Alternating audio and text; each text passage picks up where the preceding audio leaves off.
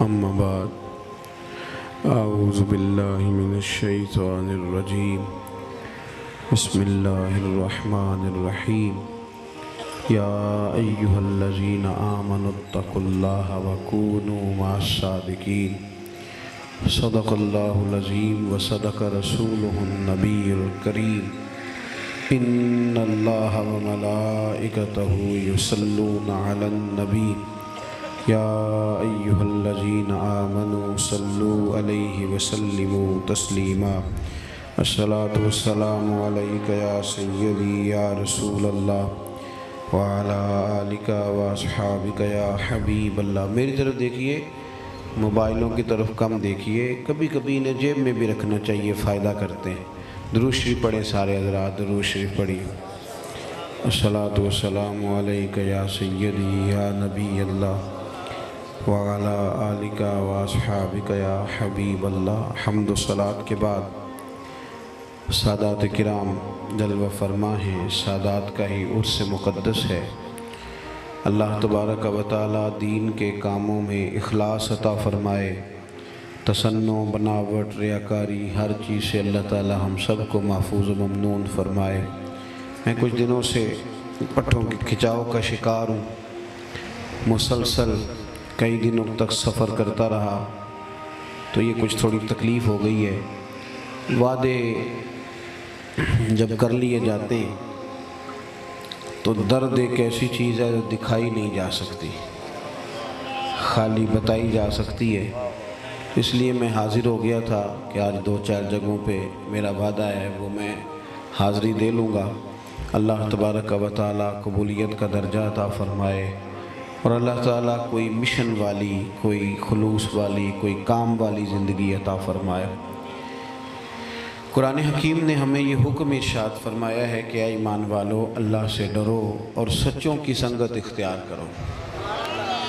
یا ایھا الذین آمنوا اتقوا اللہ وکونوا مع الصادقین، اللہ سے ڈرو اور سچوں کی سنگت اختیار کرو۔ میرے بھائی، اس امت میں نبی پاک صلی اللہ تعالیٰ علیہ وسلم کے بعد نبی کوئی نہیں آئے گا، لیکن اس امت کا یہ اعزاز ہے کہ ولی قیامت تک اس امت میں موجود رہیں گے۔ لیکن ولی کا مطلب یہ نہیں ہے کہ جس کی تعریف اس کے مرید کر دیں، جس کی تعریف اس کے بیٹے کر دیں، جس کی تعریف اس کے عقیدت مند کر دیں، جس کی تعریف کو 10-15 لوگ کر دیں، یا میری طرح جو پگڑی بڑی باندھ لے، جو بادشاہ پہن لے، ولی ہو جاتا ہے۔ ولی کا معنی ہے دوست، اولیاء اللہ، اللہ کے دوست۔ سب سے پہلے تو یہ سمجھ لیں کہ ولی کی ترجیح اللہ رسول ہوتے ہیں، بندے نہیں۔ اولیاء اللہ میں تو ایک جماعت گزری ہے جن کو ملامتی کہا جاتا ہے۔ داتا صاحب رحمۃ اللہ علیہ نے باقاعدہ باب باندھا ہے کشف الماجوب میں۔ وہ تو کام اس طرح کے کرتے تھے کہ مخلوق ان کو برا سمجھے، ان سے دور رہے۔ یہ جو چکر ہے نا کہ لوگ کس طرح قابو کیے جا سکتے ہیں اور کس انداز میں بندے گھیرے جا سکتے ہیں، یہ تو سرے سے مزاج ہی نہیں اولیاء کا۔ وہ تو مخلوق کے ساتھ صرف اتنا تعلق رکھنا چاہتے ہیں کہ وہ انہیں دین بتا دیں، جو پیغام ان کے ذمے ہے وہ آگے پہنچا دیں۔ اس سے زیادہ کوئی ان کا دنیا کے ساتھ کوئی تعلق۔ قرآن مجید دیکھیے نا، اللہ فرماتا ہے یجاہدون فی سبیل اللہ، اللہ کے بندے اللہ کے راستے میں جہاد کرتے ہیں۔ آپ کی توجہ نہیں ہو رہی میری بات پہ۔ اصل میں وہ جب سے مصیبت آئی ہے نا لائیو چلانے کی اور چینل بنانے کی، تو یہی کام رہ گیا، باقی سارے ختم ہو گئے۔ آپ ضرور بنائیں، پر 2-3 لوگ بنا لیں، باقی ان سے لے لیں۔ اب سارے آپ اسی کام ہی لگ جائیں گے تو میری بات کون سنے گا؟ پھر چلو اس طرح کر لیتے کہ ایک ویڈیو بنا کے آپ کو بھیج دیتے، آپ وہ دیکھ لیتے۔ آپ میری بات پہ توجہ کریں، میں نے چند ایک باتیں کرنی ہیں، اور کوئی بات لمبی نہیں کرنی، جو بہت ضروری ان میں سے بات ہوگی صرف وہ آپ سے عرض کرنی۔ وقت زیادہ کرنا مقصد نہیں، پیغام دینا مقصد ہے۔ اس پیغام کو آپ سمجھ لیں، یجاہدون فی سبیل اللہ، اللہ کے بندے اللہ کے راستے میں جہاد کرتے ہیں۔ پھر لوگ سارے تعریف نہیں کرتے، کچھ لوگ انہیں برا بھی کہتے ہیں۔ قرآن کہتا ہے وہ اللہ کے راستے میں جہاد کرتے ہیں، وَلَا يَخَافُونَ لَوْمَةَ لَائِمٍ، اور کسی برا کہنے والے کی بات کی پرواہ نہیں کرتے۔ چونکہ وہ کام کر رہے ہوتے ہیں، تو جب آپ حق بات کہتے ہیں تو بہت سارے لوگوں کے مفادات پر چوٹ بھی پڑتی ہے، کچھ لوگ اس سے پریشان بھی ہوتے ہیں۔ اور جس دور میں میں ہوں، یہ تو دور ہی خوشامد کا ہے، یہ تو دور ہی تعریف کا ہے۔ میلاد شریف آ رہا ہے نا خیر سے، تو اس میں کئی دفعہ میں سوچتا ہوں، غور کرتا ہوں کہ محفل میلاد مصطفیٰ بڑا لکھا ہوا ہے یا میری طرح کے مولوی کا نام بڑا لکھا ہوا ہے۔ جو چیز اصل ہے وہ کئی دفعہ چھوٹی کر دی جاتی ہے، اور فوٹو ہی فوٹو ہے، تصویر ہی تصویر ہے۔ اور پھر جناب اس میں جو خوش آمدیں ہوتی ہیں، جو تعریفیں ہوتی ہیں، ایک محفل میں میں گیا تو مجھے ایک لسٹ دے دی گئی کہ فلانے صاحب کی صدارت ہے، ان کا بھی نام لینا ہے، فلاں ہمارے مہمان خصوصی ہیں، سیاسی سماجی آدمی ہیں، ان کا بھی نام لینا ہے، فلاں بندہ یہاں خدمت بڑی کرتا ہے، اس کا بھی نام، وہ کارڈ کے پیچھے نام لکھ کے دے دیے۔ تو میں نے ان سے مسکرا کے کہا، میں نے کہا یار تم نے تو مجھے کہا تھا کہ نبی پاک کی تعریف کی محفل ہے، تو یہ ساری قوم کہاں سے آ گئی بھائی؟ سوائے حضور کے کرو مدح اہل دول رضا، اور پڑے نا اس بلا میں میری بلا، میں تو گدا ہوں اپنے کریم کا، اور میرا دین پارا انا نہیں۔ تو وہ کیا کرتے ہیں کہ پرواہ نہیں کرتے، اور جب وہ پرواہ نہیں کرتے تو رب کیا فرماتا ہے؟ ذالک فضل اللہ یؤتیہ من یشاء، یہ ان پر اللہ کا فضل ہے، اور رب جسے چاہتا ہے اپنا فضل عطا فرماتا ہے۔ ان اللہ کے بندوں کی ترجیح اللہ رسول کی ذات ہے۔ میری بات کی سمجھ آ رہی ہے؟ یعنی وہ قوم کا رخ دیکھ کے نظریہ نہیں بناتے کہ آج کل ہوا کدھر کی ہے تو میں بھی وہ بات کر دوں۔ وہ کوئی ان کا سیاسی رنگ نہیں ہوتا کہ آج کل کون سی پارٹی زیادہ مضبوط ہے تو اس میں شامل ہو جاؤں۔ وہ قومی رنگ دیکھ کے اپنا نظریہ نہیں بدلتے، ان کا تو نظریہ اللہ رسول کو راضی کرنا ہوتا ہے، ترجیح ان کی رب رسول ہے، ترجیح، باقی ہر چیز ثانوی حیثیت رکھتی۔ وہ دوست ہیں پر اللہ کے۔ سب سے پہلے اس بات کو سمجھ لیں، آپ کو خود بخود خوشبو آ جائے گی، آپ کسی بندے کے پاس بیٹھے پتہ چل جائے گا، کوئی لمبی بات نہیں، کوئی اس کے لیے بڑا معرفت والا ہونا ضروری نہیں، پتہ چل جائے گا بندہ دنیا دار ہے کہ دین دار ہے، آپ کو پتہ چل جائے گا۔ حضرت رومی فرمایا کرتے تھے، آپ فرماتے تھے میں نے بڑے بڑے بہترین دینی لباسوں میں دنیا دار لوگ دیکھے، اور میں نے بالکل دنیا کے لباسوں میں دیندار لوگ دیکھے۔ حضرت بہاؤالحق نقشبند بخاری رحمۃ اللہ علیہ فرماتے ہیں کہ میں نے عرفات اور منی میں ایک شخص دیکھا، اس سے پہلے میں نے دیکھا تو وہ کروڑوں کا کاروبار کر رہا تھا، تو میں نے کہا یہ تو دنیا دار ہے، اور پھر میں نے اسے بانٹتے بھی دیکھا۔ فرماتے ہیں آخر میں نے اس کے دل پہ توجہ کی تو اس کا دل ایک منٹ کے لیے بھی اللہ کی یاد سے غافل نہیں تھا۔ شاید اسی لیے حضور نے فرمایا ہے، ترمذی شریف کی حدیث ہے، فرمایا تو سچ بول کے تجارت کر، اللہ قیامت کے دن نبیوں کے ساتھ جگہ عطا فرمائے گا۔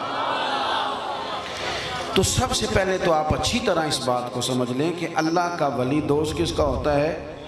بولیے، اس نے بات اللہ رسول کی کرنی ہے، اس کی ترجیح رب رسول ہے، وہ ڈھونڈتا پھرتا ہے کہ رب راضی ہو جائے، اللہ راضی ہو جائے، اللہ راضی ہو۔ حضرت پیر میر علی شاہ صاحب رحمت اللہ تعالیٰ علیہ کے گھر میں بیٹے کی ولادت ہوئی تو خادم دوڑتا ہوا آیا، حضور مبارک ہو مبارک ہو مبارک ہو، حضور مبارک ہو مبارک۔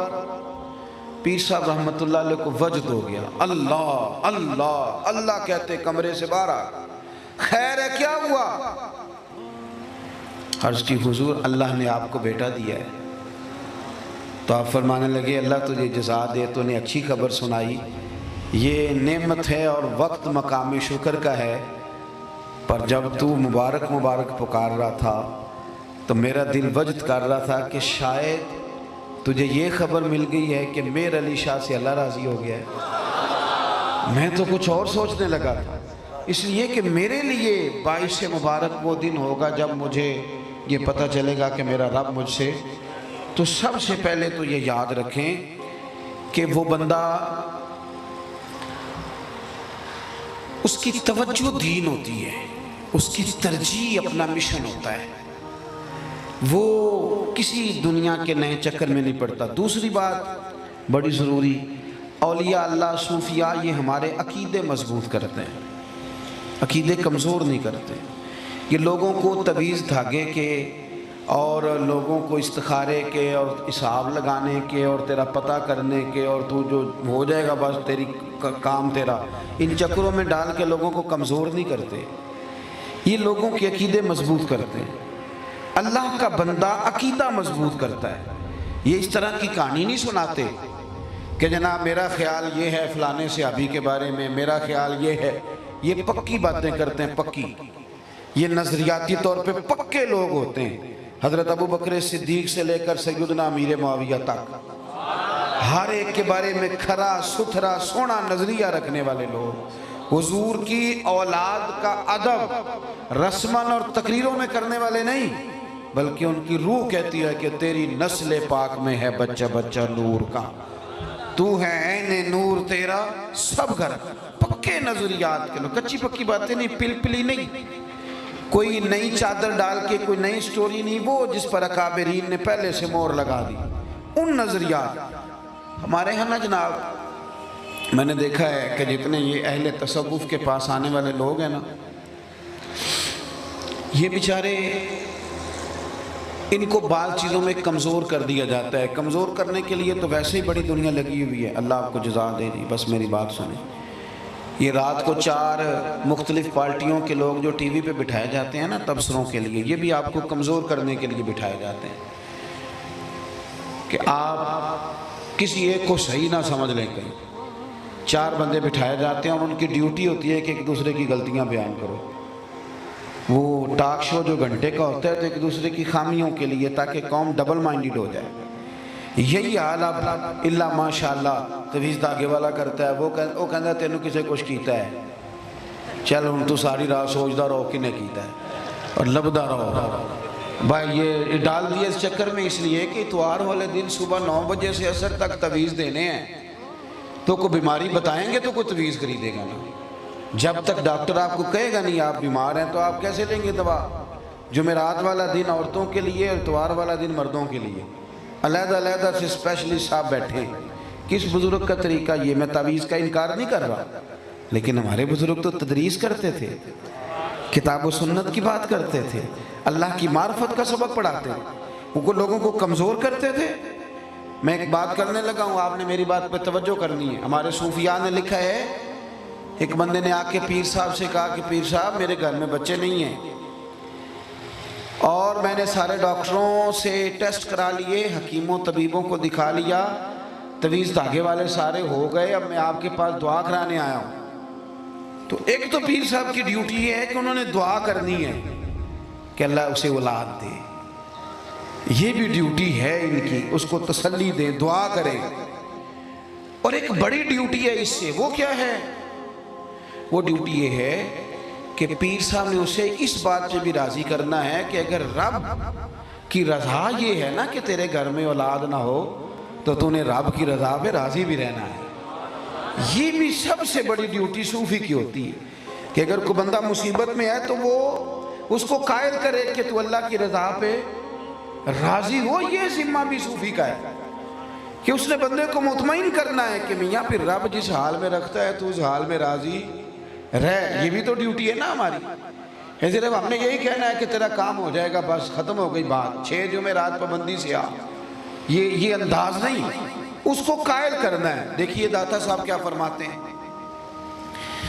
داتا گنج بخش علی اجویری رحمۃ اللہ علیہ فرماتے ہیں، عقیدہ پکا کرنے کی بات دیکھیں۔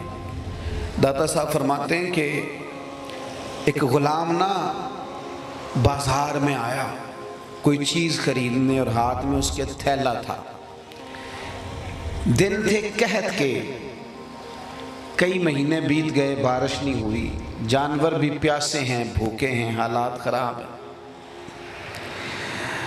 اور عجیب قسم پرسی کا عالم ہے، ہر بندہ پریشان ہے۔ مہنگائی ہو جائے تو سارے پریشان ہوتے ہیں، چلیں غریب آٹے کی وجہ سے پریشان ہوتے ہیں تو امیر پٹرول کی وجہ سے ہو جاتے ہیں، ہوتے سبھی ہیں پریشان۔ چلیں غریب گھی کی وجہ سے پریشان ہو جاتا ہے اور امیر موبائل کی وجہ سے ہو جاتا ہے، ہوتے سبھی پریشان ہیں۔ تو وہ دور قحط کا تھا، ہر بندہ پریشان ہے۔ تو وہ غلام بازار کو چیز خریدنے آیا تو حضرت داتا صاحب رحمۃ اللہ علیہ فرماتے ہیں کہ وہ بڑی اٹکیلیاں کرتا، ہنستا کھیلتا، دوڑتا اچھلتا کودتا آیا تو سارے بندے پریشان بیٹھے ہوں تو ایک بندہ بیچ میں مسکرائے تو کئی دفعہ طبیعت چڑھ جاتی ہے کہ یار عجیب بات ہے، تو میرا مطلب ہے کس طرح کا بندہ ہے تو، ہم اتنے پریشان ہیں اور تو اٹکیلیاں کر رہا ہے۔ بندہ تکلیف میں آتا ہے تو وہ اس انداز میں آیا کہ جو اس نے سامان خریدنا تھا وہ تو خریدا، لیکن بعض لوگوں نے شکوہ کیا، کہنے لگے، میری باتوں کی سمجھ آ رہی ہے آپ کو؟ کہنے لگے یار تو عجیب بیوقوف بندہ ہے، ساری دنیا جو پریشان ہے، قحط کے دن ہے۔ وہ غلام تھا کسی آقا کا، سمجھ لیں کسی بہت بڑے سیٹ صاحب کا ملازم تھا، سارے پریشان ہیں اور تو اٹکیلیاں کرتا آ رہا ہے، کوئی تیرا طریقہ ٹھیک تو نہیں نا؟ اس نے بڑی کمال بات کی۔ حضرت داتا صاحب فرماتے ہیں وہ کہنے لگا تم ہوگے پریشان، میں تو نہیں۔ کہا تم کیوں نہیں؟ کہنے لگا جس آقا کا میں غلام ہوں نا، اس کے گھر میں گندم ختم نہیں ہوئی بلکہ اس کے بھڑولے بھرے ہوئے ہیں، اس کے گھر میں مال ہے تو میں تو ہنسوں گا۔ داتا صاحب رحمۃ اللہ علیہ اس مقام پہ کیا خوب بات ارشاد کرتے ہیں، فرماتے ہیں جتنا یقین اس غلام کو اپنے آقا کی دولت پہ تھا، اگر اتنا ہمیں بھی رب کے خزانوں پہ ہو جائے تو پھر ہر روز سویرے اٹھ کے ہم رویا نہ کریں، اللہ آپ کو جزا دے، سنیں، ہر روز سویرے اٹھ کے رویا نہ کریں کہ غریبی بڑی ہے، ہر روز یہ نہ کہیں کہ حالات بڑے خراب ہیں پتہ نہیں کیا بنے، ہر روز ہم بندے راضی کرنے کے چکر میں نہ پڑ جائیں کہ بگڑ گئے تو جانے کیا ہو جائے۔ اتنا یقین جتنا اس غلام کو اپنے آقا کے خزانوں پہ، کم از کم اتنا تو رب کے خزانوں پہ یقین ہو جائے۔ یہ اللہ والے سبق دیتے ہیں، یہ رب کریم کے بندے سبق دیتے ہیں۔ دیکھیں نا اعلیٰ حضرت فاضل بریلوی رحمۃ اللہ علیہ سرسوں کا تیل لینے دکاندار کے پاس خود گئے، 1000 کتاب کے مصنف، اور کتاب بھی وہ والی کہ ایک کتاب آپ کھولیں تو پی ایچ ڈی کا مقالہ تیار ہو جائے، صرف ایک کتاب کھولیں فاضل بریلوی کی۔ اعلیٰ حضرت علماء کے لیے بھی مشعل راہ ہیں، مشائخ کے لیے بھی ہیں، شعراء کے لیے بھی ہیں، لیکن اب جب دور بدلا ہے نا تو وہ یونیورسٹیوں میں گئے ہیں اور 30 سے زیادہ مقالہ جات ان پر لکھے گئے، اور دنیا کی مختلف یونیورسٹیز نے جب ان پر مقالہ جات منظور کیے ہیں تو اب فاضل بریلوی تو ایک ریسرچ کا نام بن گیا ہے، وہ تو ایک تحقیق ہے، وہ تو ایک بہت بڑا ادارہ ہے، وہ تو ایک انجمن ہے۔ اتنا بڑا آدمی جس نے تنہا ایک تحریک کا کام کیا، خود جاتے تھے سودا سلب لینے، سودا سلب لینے خود جاتے تھے۔ آج کل نہیں، میری طرح کے مولوی صاحب، بزرگوں کی بات نہیں کرتا، میری طرح کے پیر صاحب اور مولوی صاحب وہ تو بیچارے اپنے گھر کی سبزی لینے بھی نہیں جاتے، کسی کو پتہ نہ چل جائے کہ حضرت نے بھی توڑا اٹھایا ہوا ہے۔ اعلیٰ حضرت خود گئے تیل لینے سرسوں کا، اور جا کر کے دکاندار سے کہا کہ یہ شیشی بوتل سرسوں کے تیل کی بھر دو۔ اس نے بھر دی، فرمایا کتنے پیسے؟ میری بات کی سمجھ آ رہی ہے؟ دکاندار کہنے لگا حضور ویسے تو یہ 5 آنے کی ہے، آپ ہمارے عالم ہیں، آپ 3 آنے دے دیں۔ تو فاضل بریلوی کے دیکھیں وہ پکی باتیں کرتے ہیں، پکی، پورے ہی 5 دیے، فرمانے لگے 2 آنے چھوڑ رہا ہے مجھے عالم سمجھ کے، تو پورے ہی 5 رکھ، میں اپنا علم 2 آنے کا نہیں بیچا کرتا، کرو مد ہے اہل دول رضا، اور پڑے اس بلا میں میری بلا، میں 2 آنے میں بکنے والا نہیں، تو رکھنا اپنے پاس سنبھال۔ پکے عقیدے اس دور میں جب لوگ کہہ رہے تھے کہ حضور کو علم ہے تو معاذ اللہ کتنا ہے، تو نبی کریم علیہ السلام کو اختیار ہے تو کتنا ہے، اور حضور کا خیال آئے تو کیا نماز ہوگی کہ نہیں ہوگی، تو فاضل بریلوی فرمانے لگے تم پاگل ہو گئے ہو، حضور ہیں رب کے حبیب، تو محب اور محبوب کا یہ معاملہ ہوتا ہے کہ ان میں تیرا میرا نہیں ہوتا، جو کچھ محبوب کا ہوتا ہے وہی محب کا ہوتا ہے، اور جو محب کا ہوتا ہے وہی محبوب کا ہوتا ہے۔ کہنے لگے میں تو مالک ہی کہوں گا، کیونکہ ہو مالک کے حبیب، یعنی محبوب و محب میں نہیں میرا تیرا۔ اور پھر فرمانے لگے نادانو تم کہتے ہو کہ حضور کا خیال آئے تو نماز نہیں ہوتی، ہماری تو رائے یہ ہے کہ جب تک نبی پاک کا خیال نہ آئے تب تک نماز نہیں ہوتی۔ تو پکی باتیں اور پختہ نظریے، پختہ، یہ ہمارے بزرگوں نے۔ تیسری بات یہ کہ ان کا تعلق علم کے ساتھ تھا۔ ابھی استاد بیان کر رہے تھے نا مدرسے کے، کھڑے ہوتے فوراً ہی حدیث پاک پڑھی. آپ کسی بھی عالم کے پاس جائیں گے نا، آپ ملانگ کے پاس چلے جائیں گے، آپ کو کیا کوئی کہانی سنائے گا. کسی عالم سے ملو گے نا، وہ رسول اللہ سے جوڑ دے گا، کیونکہ وہ اٹھتے ہی مدینے والے کی بات چھیڑے گا، وہ حضور کی بات کرے گا، آپ کو علم کی طرف رغبت دے گا. استاد تھے تو انہوں نے دیکھیں بات بھی علم کی کہ کتنا علم حاصل. ہمارے بزرگوں کا تعلق علم کے ساتھ. داتا صاحب کی کشف المعجوب میں بھی پہلا باب علم کا ہے، پہلا باب علم کا ہے. اعلیٰ حضرت فاضل بریلوی بات علم کی ہو رہی ہے، حضرت مجدد الفسانی بات علم کی ہو رہی ہے. یہ ہمارے بزرگ علم کی بات کرتے تھے، علم کا پیغام آگے دیتے تھے، یہ علم کی طرف رغبت دیتے. اب کیا ہو رہا ہے تیزی سے. مجھے ایک دفعہ ایک صاحب نے پوچھا کہ اتنے بڑے آستانے ہوتے ہیں تو ان میں مدرسہ کیوں نہیں ہوتا. تو میں نے کہا اس کی ایک وجہ ہے. پیر عالم ہو تو وہ مدرسہ بناتا ہے، پیر جاہل ہو تو مدرسہ نہیں بناتا. دلیل وہ ہمارے پنجاب سندھ میں خیبر پختونخوا میں جو پرانے وڈیرے تھے نا، وہ اپنے گاؤں میں اسکول نہیں کھلنے دیتے تھے، کھلنے نہیں دیتے تھے. اب دور بدل گیا، ایک زمانہ ایسا آیا وہ سکول نہیں بننے تھے. کیوں؟ وہ کہتے تھے کہ اگر غریبوں کے بچے پڑھ گئے تو ہماری بھینسوں کو چارہ کون ڈالے گا. وہ نہیں پڑھنے دیتے. یہ جو پیر ہے نا ان پڑھ، اس لیے نہیں مدرسہ بناتے. انہیں پتہ ہے کہ اگر یہ پڑھ گئے تو ہمیں پیر کون مانے گا، تو یہ تو نہیں پڑھنے دیتے. سوال ہی نہیں پیدا ہوتا. وہ تو کوئی خود عالم ہو اور علم کی افادیت سے آگاہ ہو. اگرچہ جب آپ پڑھا لیتے ہیں نا، استاد بیٹھے ہیں، اگرچہ آپ پڑھا لیتے ہیں تو جس طرح کی وہ ان کو دوائی کھلا کے پیر صاحب مست کر لیتے ہیں، اس طرح شاگرد نہیں مست ہوتے. اتنی وہ وفاداری کرتے ہیں اتنی شاگرد کوئی نہیں کرتے. یہ بڑی پکی بات بتا رہا ہوں. وہ تو تھوڑے زیادہ پڑھ جائیں تو استادوں کی باتیں ٹھیک کرانے لگ جاتے ہیں. یہ معاملہ گڑبڑ بھی ہوتا ہے، لیکن یہ علماء کی دیانت ہے. انہوں نے مدارس بنائے بھی، مدارس چلائے بھی، مدارس میں کام بھی کیا، اور علم کا شغف دیا قوم کو. مزاج علمی پیدا کریں، اور علمی مزاج بھی اس طرح کا نہ بنائیں کہ ہم نے تقریر سننی ہے اور تقریر سن کے جناب ہم نے بس اسی میں رہنا ہے. علم عمل کے لیے حاصل کریں. اگر آپ نرا الفاظ کے گورکھ دھندے میں آئیں گے تو لفظ تو طوطے کو بھی یاد کرا دیے جائیں تو یاد ہو جاتے ہیں. جب آپ عمل کرتے ہیں تو وہ آپ کو نفع دیتا ہے. اور ترمذی میں حدیث ہے، اللہ کے محبوب علیہ السلام فرماتے ہیں جس نے علم اس لیے حاصل کیا کہ علماء سے بحث کرے گا یا جاہلوں پہ روب جمائے گا، اسے تو اللہ جنت کی خوشبو بھی عطا نہیں کرے گا. عمل کے لیے چلیں. عرس چل رہا ہے نا آج کل سفر میں داتا صاحب کا، تو داتا صاحب کی کشف المعجوب کا مطالعہ تازہ ہے. داتا صاحب فرماتے ہیں کہ لوگ ہم سے چلے پوچھتے ہیں، بڑی چیزیں مشہور ہیں. ٹھنڈے پانی میں 40 دن کھڑا رہا ہے، دریا کنارے بیٹھا رہا ہے، ضرورت ہی نہیں تھی اس کی.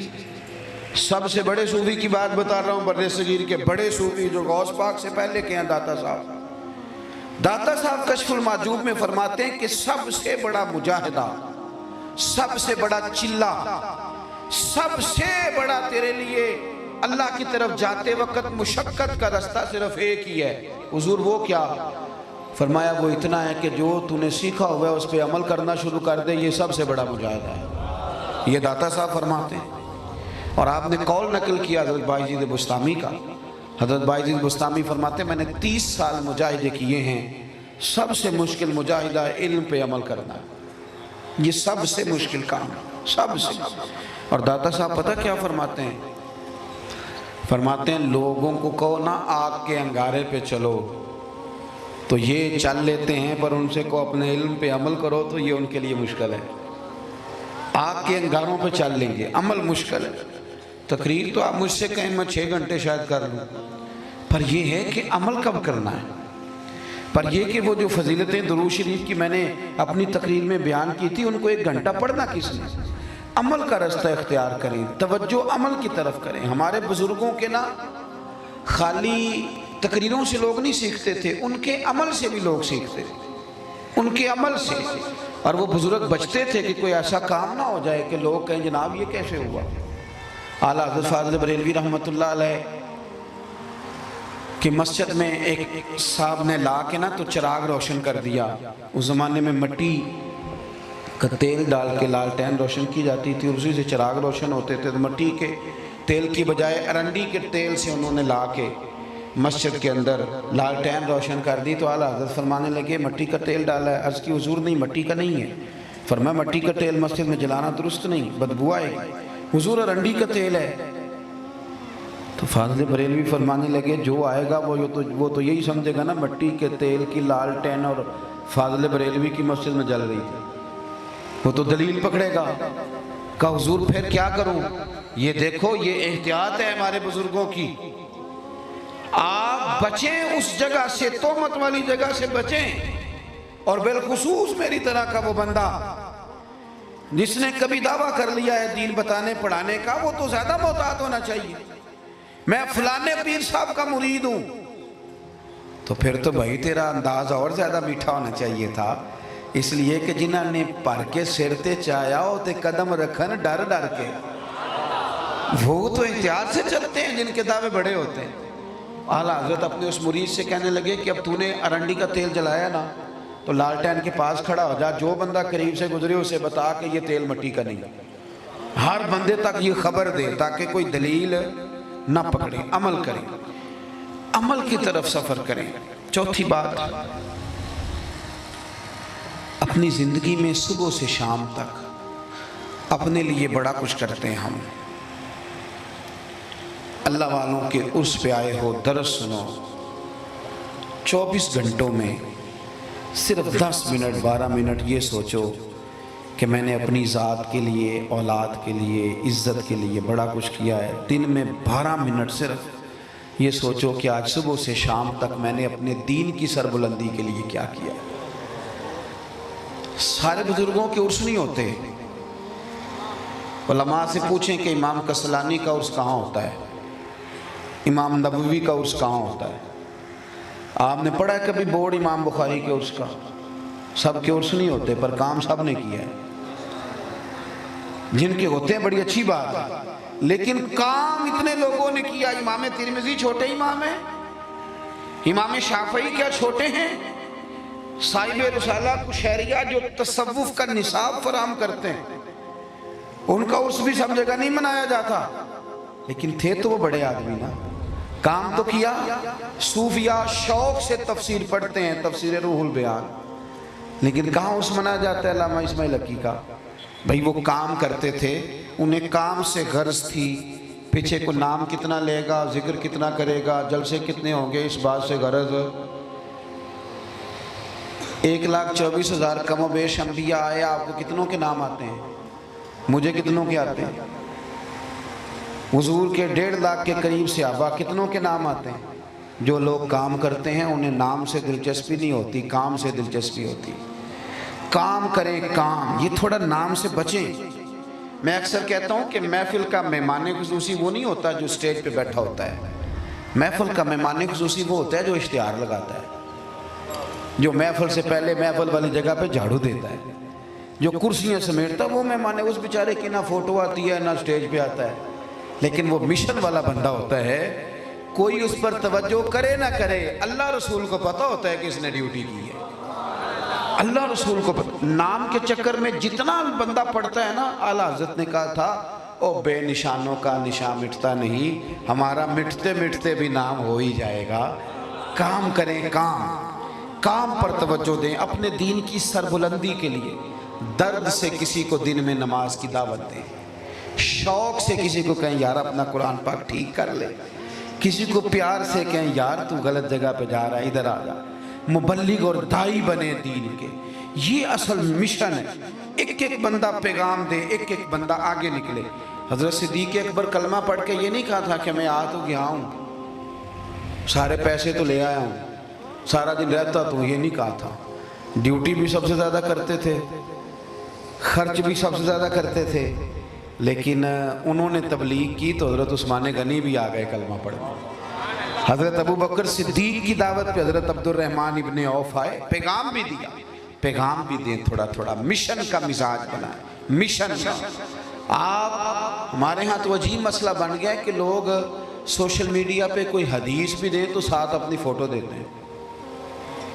بھئی حدیث کی تبلیغ کر رہے ہو، فوٹو کی کر رہے ہو؟ کئی دفعہ میسج آئے نا، ویسے تو میں اتنا زیادہ وقت نہیں دے پاتا، بہت سارے لوگوں کہ مجھے واٹس اپ نہیں آتے، چند دیکھ کے آتے ہیں، تو جمعہ مبارک کبھی کبھی پیغام آئے تو ساتھ فوٹو لگی ہوتی ہے، تو میں ان سے پوچھتا ہوں کہ جمعہ مبارک میں آپ کی فوٹو کا کیا تعلق تھا ویسے، یعنی کوئی خاص حاجت تھی تو کیا اس کی ضرورت پڑی ہے، چھوڑ دیں یہ کام۔ تو مشن کا ذوق جن لوگوں، ویسے بھی جب آپ اس چکر میں پڑ جاتے ہیں نا میری فوٹو آئے میں آگے آ جاؤں، پھر آپ تڑپتے ہیں مچھلی کی طرح، کیوں؟ مزاج بن جاتا ہے پھر بندے کا۔ تو ہمارے بزرگ وہ مشن کی بات کرتے تھے، مشن پہ ہیں۔ پانچویں اور آخری بات، مخلصین کی زندگی مطمئن لوگوں کی زندگی ہوتی ہے، مخلصین کی زندگی، ریاکاروں کی زندگی تکلیف والی زندگی ہوتی ہے۔ تڑپ رہے ہوتے ہیں لوگ کہ میرا نام لیا جائے، میری فوٹو آ جائے، مجھے کہیں آگے بٹھا لیا جائے، میں سیاسی سماجی ہوں، فلانا ہوں۔ مخلصین کی زندگی سادی، مطلب رب کے بندے جہاں بھی بٹھا دو سب ٹھیک ہے، وہ پیچھے بھی بیٹھے ہیں تو چلو ٹھیک ہے، وہ کہیں ان کو کونے میں جگہ مل گئی تب بھی۔ جو بڑے بڑے شیوخ الحدیث ہیں نا اس وقت بھی جو ہیں، یعنی جو خطیب واعظ مقرر جب پوری طرح الجھ جائے کسی بات میں اور جن سے مسئلہ پوچھنے جاتا ہے، ایسے لوگوں کو ابھی بھی لوگ نہیں جانتے، کیونکہ ان کی نہ فوٹو آتی ہیں نہ وہ میڈیا پہ آتے ہیں، ایسے لوگوں کو لوگ نہیں۔ مجھے ایک دفعہ ایک دوست نے پوچھا کہ مولوی سوشل میڈیا پہ لڑ رہے ہیں بڑے سارے، میں نے کہا 5 6 7 ہوں گے زیادہ سے زیادہ، تو مولوی تو اللہ کے فضل سے ہزاروں ہیں، وہ تو توجہ سے پڑھا رہے ہیں، تمہیں صرف وہی نظر آتے ہیں جو لڑ رہے ہیں۔ میرے ساتھ چلو میں تمہیں دکھاتا ہوں جن کا کوئی تعلق نہیں کسی قسم کی شرانگیزی سے، وہ تو خدا کے بندوں سویرے وضو کر کے صبح 7 بجے بیٹھتے ہیں اور ظہر تک رسول اللہ کی حدیث کا درس دیتے ہیں۔ تم ادھر تو آؤ نا، اور ان لوگوں کی تعداد بہت بڑی ہے، وسیع تعداد ہے ان لوگوں کی، بڑے زیادہ کثرت سے یہ لوگ مخلصین والی زندگی گزارے ہیں۔ حدیث پاک سنیں، سیاستہ میں موجود ہے، سنن ابو داؤد میں، حدیث کے راوی حضرت عمر فاروق ہیں۔ اللہ کے پیارے رسول علیہ السلام نے فرمایا کچھ لوگ ایسے ہیں جو نہ نبی ہیں نہ شہید ہیں، لیکن قیامت کے دن نبی اور شہید ان کا مقام دیکھ کے رشک کریں گے۔ کوئی نہیں سمجھی نہیں آپ نے میری بات، یعنی جس پر نبی رشک کریں اور جن پر شہید رشک کریں کہ کیا بات ہے تیرے مرتبے، اس کا کیا مرتبہ ہوگا۔ اور حضور فرماتے ہیں قیامت کے دن رب انہیں نور کے ممبر عطا فرمائے گا، نور کے۔ یا رسول اللہ یہ کون ہے؟ تو نبی پاک صلی اللہ علیہ وسلم نے فرمایا یہ وہ لوگ ہیں، یہ حدیث صحیح ہے، اور بس یہی ساری ولایت ہے، کل ولایت یہی حدیث ہے جو میں عرض کر رہا ہوں۔ کیونکہ وہ جو آیت ہم پڑھتے ہیں نا، الا ان اولیاء اللہ لا خوف علیہم ولا ہم یحزنون، ماشاءاللہ آپ کو بھی آتی ہے، سب کو اتنی یاد کرا دیا ہم نے اللہ کے فضل، یہ سب کو آتی ہے، یہ آتی ہے نا سب کو جناب۔ یہ آیت بھی نبی پاک نے اسی حدیث کے آخر میں جا کے تلاوت کی۔ حضور فرماتے ہیں کہ نہ وہ نبی ہیں نہ وہ صدیق ہیں، نور کے ممبر ملیں گے، انبیاء صلحاء صدیقین شہداء ان پر رشک کریں گے۔ یا رسول اللہ یہ کون ہے؟ حضور فرماتے ہیں یہ لفظ ہیں حدیث کے، فرمایا نہ انہیں کوئی دنیاوی لالچ تھا، نہ ان کا کوئی رشتہ داری کا مسئلہ تھا، لیکن وہ آپس میں محبت کرتے تھے صرف رب کی رضا کے لیے، وہ مخلص لوگ تھے، مخلص۔ اور اس سے یہ آپس کی محبت کے لفظ ہے، یہاں میرا مرید کی محبت کے لفظ نہیں، پیر صاحب نے بھی کر لی ہے محبت اللہ کی رضا کے لیے۔ ہاں جی، ماڑا مرید آ جائے تو اسے دینا ہے کرایہ انہوں نے آنے جانے کا، تا غریب طالب علم آ جائے تو اس کے ساتھ انہیں شفقت کرنی ہے۔ نیرا یہ حدیث میں یہ علماء سے آپ تصدیق کرا لیں، 2 طرفہ محبت کا ذکر ہے۔ ابھی میں المتحابین فی، وہ ایک دوسرے کے پاس بیٹھتے تو پھر بھی اللہ کی رضا کے لیے، محبت کرتے تو پھر بھی لو جی حدیث کی تصدیق بھی ہو گئی ہے، یہ بڑی آسانی سے آپ تک بات پہنچ گئی۔ وہ ایک دوسرے سے، مجھے بات یاد آ گئی، اعلیٰ حضرت بریلوی رحمۃ اللہ علیہ کے نا خادم تھے سید ایوب علی رضوی صاحب۔ خادم کیا تھے؟ وہ تو کہتے تھے میرا بیٹا ہے، سادات سے کیا خدمت لینی ہوتی۔ ایک دن نا 100 نلوا بیچنے والا پھیری والا آیا، ریڑی والا، اب تو ریڑھی والے نہ آتے ہیں، نہ ان سے کوئی چیز لیتا ہے، نہ ان کو اجازت ہوتی ہے کہ وہ آواز دے سکیں، امیروں کی نیند ڈسٹرب ہوتی ہے اگر وہ دروازے پہ آواز دیں۔ ریڑھی والا ہے اتنا بڑا آدمی، ان کو بھی کیا یہ چیزیں یاد رہتی ہیں؟ اعلیٰ حضرت نے سون حلوہ خریدا اور سارے طالب علموں کو کھلایا، کہتے ہیں مزیدار ہوتا ہے یار۔ 2 پیکٹ بنا کے 2 پوٹلیاں، مولانا ظفر الدین بہاری نے لکھا ہے، وہ 2 بنا کے نا پیکٹ تو اپنے تکیے کے نیچے بستر میں کے نیچے چھپا کے رکھ لیے، قربان جاؤں۔ سید ایوب صاحب کہتے ہیں میں آیا تو میں تو بظاہر غریب تھا اور میں تو اپنے آپ کو حضور کی بارگاہ سے فیض لینے کے لیے آتا تھا، علم کا، تقوی کا۔ مجھے کہنے لگے ایوب علی وہاں نا 2 پیکٹ پڑے ہیں، اٹھا کے لاؤ، تو میں اٹھا کے لایا تو کہنے لگے یہ تیرا حصہ ہے، 1 پیکٹ۔ کہتے ہیں میرے چھوٹے بھائی قناعت علی بھی ساتھ تھے، یہ تیرا حصہ۔ اتنا بڑا آدمی، ان کو یاد رہتا ہے یہ کام کرنا، ٹافیاں خریدنا، ٹافیاں بانٹنا۔ یہاں تک تو نہیں نہ آ سکتے ہم، ویسے بھی بندہ کو امیر ہو جائے وہ یہ کام نہیں کرتا۔ کہتے ہیں وہ مجھے دی تو میں نے شرم محسوس کی، تو یہ لفظ لکھے مولانا ظفر الدین بہاری نے حیات اعلیٰ حضرت میں۔ اعلیٰ حضرت کے چھوٹے بیٹے کا نام مصطفیٰ رضا ہے، حضور مفتی اعظم، تو فرمانے لگے پتر جھجکتا کیوں ہے، لے لے، میں نے اپنے بچوں کے لیے لیے تھے، پھر مدرسوں کے بچوں کے لیے لیے، سب کو دے دیے، تم تھے نہیں۔ جو بچہ نہ ہو اماں اس کا حصہ رکھتی ہے، یہ صرف اماں رکھتی ہے، اعلیٰ حضرت نے رکھا۔ فرمانے لگے تم نہیں تھے تو میں نے نا تمہارا حصہ بچا کے رکھا تھا پتر، جس طرح میرا بیٹا اس طرح تم وہ لے لو۔ کہتے میں نے جھجکتے جھجکتے تھام لیا، میں نے پکڑا تھا تو میرے جو بھائی تھے نا قناعت علی صاحب، انہوں نے آگے بڑھ کے نا خود دوڑ کے اعلیٰ حضرت کے ہاتھ سے چھین لیا۔ تو فاضل بریلوی مسکرا کے کہنے لگے آپ نے کیا کیا؟ کہنے لگے حضور آپ نے خود ہی تو کہا ہے کہ میں بیٹا ہوں، تو میں تو اپنے ابا کے ہاتھ سے بھی چھین لیتا ہوں۔ کہتے ہیں خوش ہو گئے اعلیٰ حضرت۔ تو حضور فرماتے ہیں وہ اللہ کی رضا کے لیے محبت کرتے ہیں، اللہ کی رضا کے لیے ان کا دنیاوی لالچ کوئی۔ پھر یہ آیت تلاوت کی، الا ان اولیاء اللہ لا خوف علیہم ولا هم یحزنون۔ یہ وہ لوگ ہیں یہاں لا کے کا جو مخلص ہیں، جن کا مرید کے تربیت سے تعلق ہے، مرید کی جیب سے تعلق نہیں ہے، جن کی خواہش ہے وہ اچھے آموں کی پیٹیوں پہ خوش نہیں ہوتے، وہ مرید آ کے کہے کہ تہجد پڑھتا ہوں تو راضی ہو جاتے ہیں۔ یہاں تک ہمارے صوفیاء نے لکھا ہے کہ صرف یہ سمجھ کے بیعت نہ کرو کہ میں نے سامنے والے کی تربیت کرنی ہے، یہ سمجھ کے بیعت کرو کہ ہو سکتا ہے کوئی مرید ایسا مل جائے کہ وہ کامل ہو اور قیامت میں کہے یا اللہ میں نے اس سے دین سیکھا تھا، تو اس کی برکت سے اللہ تجھے بھی معافی عطا کر دے۔ یہاں تک عاجزی کی ہمارے بزرگان نے بھی، یہاں تک۔ تو یہ 5 باتیں آپ کی خدمت میں عرض کی ہیں۔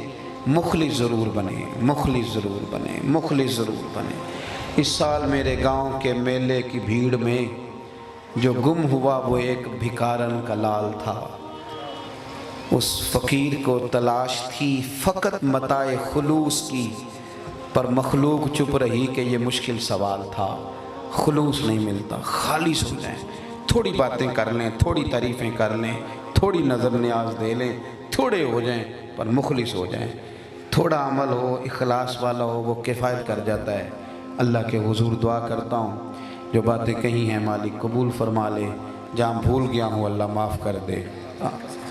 ابھی چونکہ محفل سرکار کے نام کیا نا جی، لوگ تو آتے جاتے رہتے ہیں، ہمیں نظریاتی بننا چاہیے، شخصی نہیں بننا چاہیے۔ نظریے کا مزاج ہمیشہ، میں اب شوق سے کہہ رہا ہوں آپ کہ نظریے کا مزاج بنائیں، شخصیت کا بنائیں۔